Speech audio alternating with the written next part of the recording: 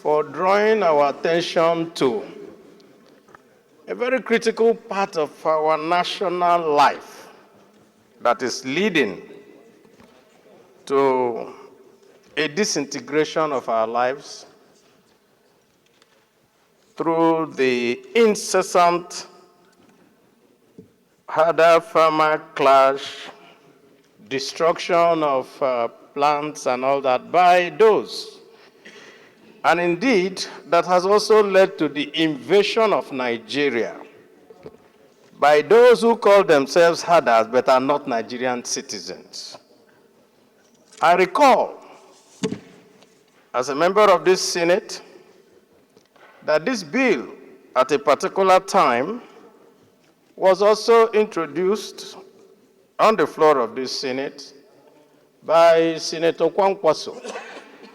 I recall also the problem that was following the debate, and that problem is what we will need to tackle if we have to get to the nitty-gritty of this bill. While I agree that now is the time for us to stop open grazing, it also means that this is also the time for us to take another look at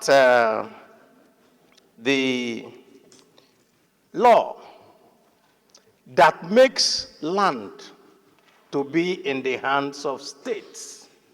Because there's no way you're going to be able to establish a ranch in a state if the state government says that they don't want it.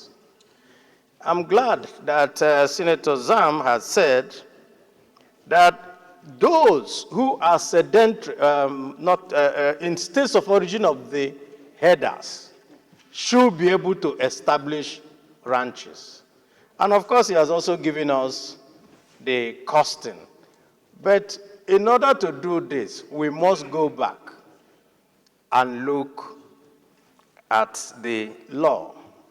Because if we don't deal with that law, merely asking people to go, if they want to establish ranch, to now go and talk with those.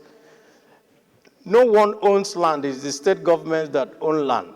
That means that even if you agree with the owners or settlers or a community or that, if the state government does not give its consent, then it means that you will not be able to go forward with it. So as we consider this, I also want us to look at the Land Use Act as an impediment to this particular very wonderful bill to ensure that we can get and put to rest this matter of herder-farmer clash. And I can see why.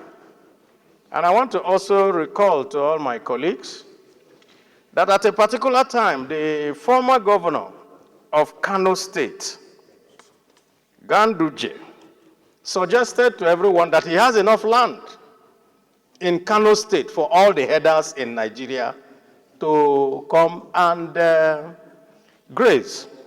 But of course, what happened is that some people are using these herders and all that to destabilize this country. Just 2 weeks ago, I was at home in my own local government in Obingwa, far down in the southern part of Nigeria in Abia State. Some women came to me and said that the herders were bringing their cows to finish up all their planted, and that there's nothing they can do. That even when they come there, they will threaten them that they are going to kill and maim, and there's nothing they can do about it. They wanted for me to do something about it. So I had to go to the local government chairman and said, let's go and see the DPO and let us, and they had to go to plead with those herders. That is the extent to which this has reached.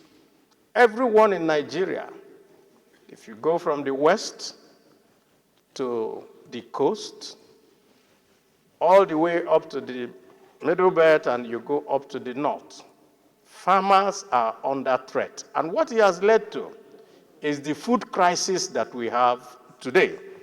So I support this bill, and I say, as we consider it, let us also look at all the elements that will make us bring out a bill that will be for the interests of Nigeria. I so support. Sittings on Tuesday, the 25th of July, and Wednesday, the 21st of February, consider two motions on the need to halt the proposed increase in tariffs and gave this responsibility to the Committee on Power. The committee met and did an investigative hearing, and these are the resolutions and the findings from the committee investigative hearing. The findings can be found on page 35 of the report, so that we can go direct to page 35. Taking into consideration the above observations, and having regard to the oral and written submissions by stakeholders at the public investigative hearing, the committee makes the following findings. 1, since the conclusion of the privatization of power assets in 2013, the Nigerian electricity market has been plagued by huge liquidity crisis that cuts across the entire power value chain, and this is attributable to the subsidized tariff regime, where the federal government of Nigeria bears responsibility for between 75% to 91% of the monthly NBET invoices as tariff subsidy.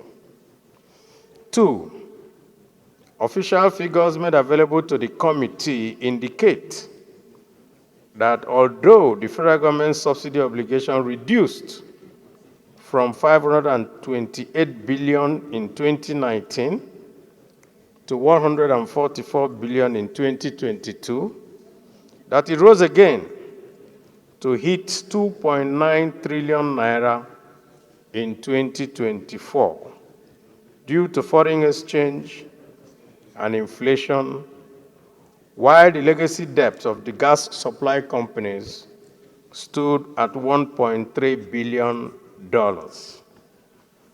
The Minister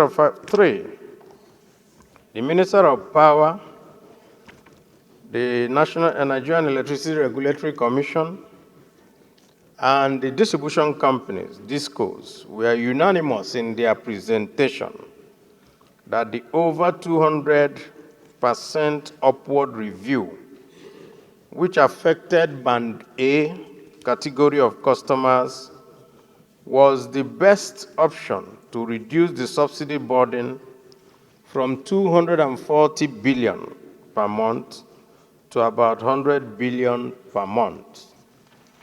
However, the preponderance of opinion of stakeholders support the suspension of the tariff due to the bad timing and poor consultations, which is against the provisions of Section 48 and 49 of the Electricity Act 2023. 4, the upward review of the tariff under the MITO Multi-Year Tariff Order 2024 is a service-based tariff rather than a cost-reflective tariff. And this was justified by NEC on the basis of the feedback NEC received after the public hearing on tariff review, which is expected to catalyze investments by the DISCOs and strengthen the current migration away from NBET to bilateral contracts, which will allow the DISCOs pay the right rates to the GENCOs. The MITO 24/5 MITO is multi-year tariff order, was arrived after taking into consideration the key market review indices, namely inflation, exchange rate, transmission loss factor, generation costs, transmission and administrative costs, wholesale gas to power prices, and benchmark gas transportation tariff. However, NEC failed to provide what should happen to those rates in case of positive changes in the indices above. The MITO 24-6 also approved the upward review of rates from 68 naira per kilowatt hour to 255 naira per kilowatt hour, and also abolished the customer classification typical of tariff design, which comprises of residential, R1, R2, and R3, commercial, C1 and C2, and demand to the present band A, B, C to E, thereby unilaterally switching customers from the nature of power usage to the feeder of connection. 7, the minimum remittance obligations of the distribution companies contained in this MITO order is a far cry when juxtaposed with the monthly market invoice of 240 billion, implying that the MITO 2024 approved a 91% monthly loss based on their minimum remittance obligation. 8, the generating companies, GENCOs, queried the fact that the multi-year tariff order is silent on the unpaid balance of their invoices after the distribution companies have met their minimum remittance obligations. 9, the generating companies stated that since 2013, the wholesale electricity market has not invoiced greater than 4,000 megawatts monthly. So if the entire 4,000 megawatts is divided by the 1.8 million band A customers, the system can only support an average band A customer load for 20 hours, leaving practically no energy for the rest of band B to E customers. And therefore, the MITO 2024 will only entrench power starvation for those in customer classes band A, band B to E. The MITO 2024-10 approved a CAPEX, which is capital expenditure, and OPEX allowance. OPEX is operating expenditure to the distribution companies without any evidence of their proper utilization of these two allocations under previous tariff orders. On metering, 11, the customer committee found that 47% out of the 12.1 million connected customers are currently metered, leaving a metering gap of 53% or 6.3 million customers, which is exclusive of those customers, those meters that need to be replaced, and upcomer customer enumeration. However, distribution companies are subject to a capping order to ensure that customers under estimated billings are not subjected to arbitrary bills when metered. 12, to address the perennial metering gap, the federal government had in the past intervened through various metering schemes since 2015 to ensure accelerated deployment of end-user meters, namely the Credit Assistance Program for Mass Metering Initiative, CAPMI, the Meter Asset Provider Programs, MAP, the National Mass Metering Program, NMMP, all of which achieved a metering deployment of 2.4 million meters, with a huge metering gap of 6.3 million customers, requiring about 800 billion to cover the gap. Currently, there is a presidential metering initiative being implemented through a presidential metering council under the chairmanship of the Honorable Minister of Power. 13, on the mandate of the committee to ensure judicious utilization of the 10.5 billion naira penalty imposed on distribution companies, the committee finds that the penalty imposed on distribution companies for non-compliance with the capping order is not cash payment, but a direct deduction in their approved operating expenses, chargeable to the customers via tariffs. 14, on the status of the federal government intervention to close the metering gap, the committee finds that from inception in 2020 to date, 55.4 billion has been disbursed by the Central Bank of Nigeria to 11 distribution companies for procurement and installation of 962,832 meters, 962,832 meters. The program is implemented through the CBN's established special purpose vehicle, NESI, that which is National Electricity Supply Stabilization Strategy Limited, as the fund administrator, while Meristem Wealth Management Limited is the fund manager.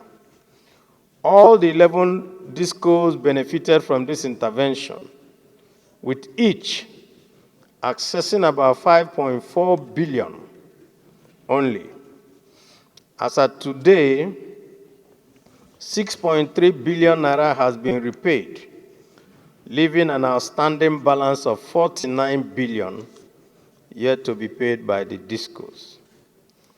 15, there is a subsisting agreement between the Federal Ministry of Power and the Ziglasis network comprising of an original tripartite agreement between the federal government when it was NEPA and Unistar High-Tech Systems and Ziglasis dated 5th December 2003 for the manufacture, supply, installation, management, and maintenance of 3 million prepaid meters.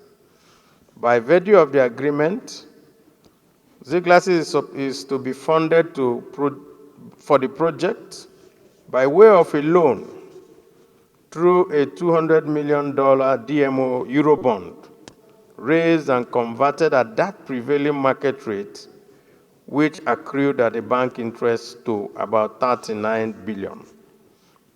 16, the absence of a consumer affairs department in the Ministry of Power to drive the demand side issues on the sector. Recommendations. This is on page 40. The committee, after exhaustive deliberations and observations, recommends as follows. 1, that NEC, the Nigerian Electricity Regulatory Commission, suspends the ongoing implementation of the multi-year tariff order 2024, which approved over 200% upward review of the previous tariffs from 68 naira per kilowatt hour to 225 naira per kilowatt hour to allow for robust consultation with customers on the various bands on the cost of service instead of heavy reliance on feeder location and duration of service, which are difficult to determine and monitor. 2, that NEC should ensure full compliance with the mandatory requirement of stakeholder consultation under Section 48 of the Electricity Act 2023 regarding future regulatory decisions to avoid a repeat of the confusion and the public outcry that trailed the recent tariff increase. Mr. President, you know that a lot of Nigerians don't know where they belong, whether it is band A, band B, or C, or E.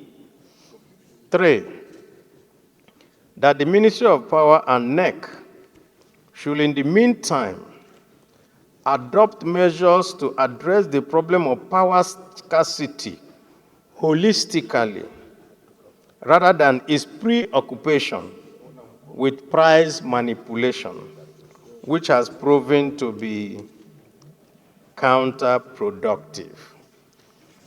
Mr. President, why the committee recommended this is that at the moment, in addition to NEC, to the DISCOs, and to the GENCOs and all the other areas, we have, at the moment, 3 different initiatives by the government located inside the presidency, which the committee has no access or information about.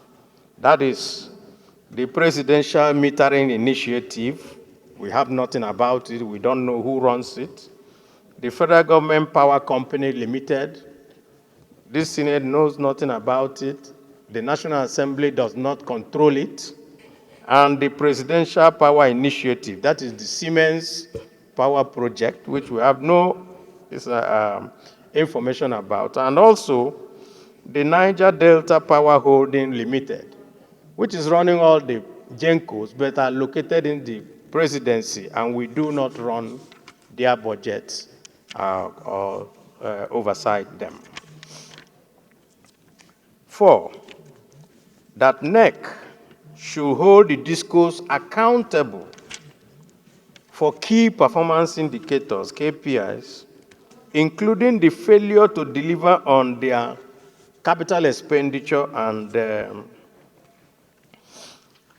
operating expenditures, customer metering obligations under the Electricity Act, essential customer service obligations, including customer sensitization, implementation of energy credits to customers who have invested in transformers, meters, and other assets to the DISCOs. Mr. President, every senator here and most of the members of House of Rep continue to provide transformers and other items to their constituents, and yet this in no way is seen by NEC in holding the DISCOs accountable for such capital expenditures. 5, that the rate designs should only be cost reflective if proper account is taken of the relevant macroeconomic environment that determine the affordability of electricity to the different segments of the market. 6, that the federal government metering intervention should be encouraged and intensified to address the current metering gap of 6.3 million. And this must be pursued by the federal government without prejudice to the statutory obligation of the DISCOs to meter their customers, as provided under Section 61, 68(1)(b) of the Electricity Act. In this regard, Mr. President should be commended for the introduction of the Presidential Metering Initiative. We only ask that the National Assembly should oversight this.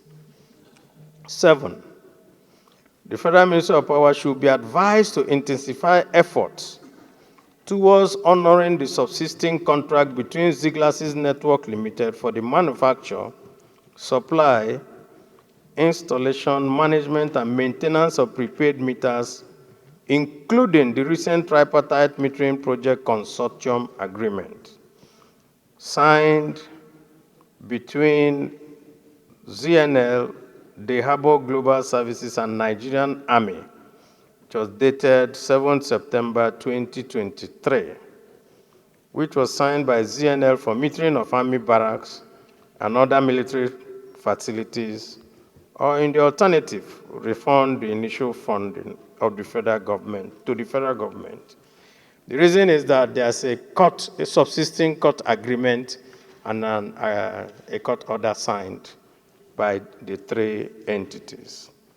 8, that vigorous implementation of power decentralization provided for under the Constitution of the Federal Republic of Nigeria and the Electricity Act 2023 to relieve the federal government of the pressure to electrify every nook and cranny of this country should be encouraged.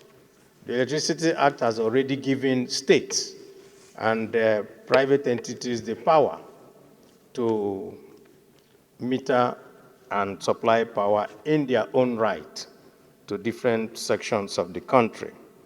9, the Ministry of Power should establish an electricity consumer protection unit to develop, implement, and enforce the electricity consumer protection component of the Electricity Act 2023